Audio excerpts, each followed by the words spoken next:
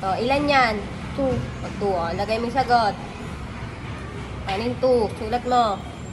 O, sulat mo kung paano. O, ilan yan? Sunod, ilan yan? Bilangin mo, ilan yung kasunod? 3. 3? Sige, sulat mo yung 3. Wag na tumingin, sagutan yung assignment.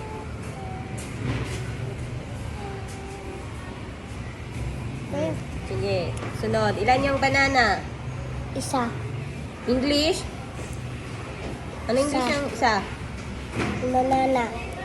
Oo, sige, sulat mo ang sagot mo. Oh, sige, bilangin niya kasunod. Ilan yan? 2. Naging Tagalog na. O, sige, sulat mo yung sagot mo. Kung sa palagay mo, 2 sagot dyan. 2. Oh, sunod. Ilan yan? Oh, sulat mo sagot mo. Tama?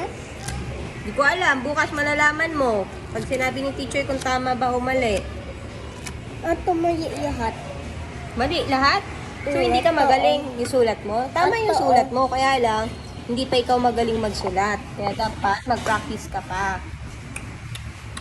Sige na, sulat na yung pangalan mo. Second assignment na. Ay, sa isang notebook na pala. Pakita natin yung sulat mo, yung sagot mo. Pakita natin yung sagot mo. Ito.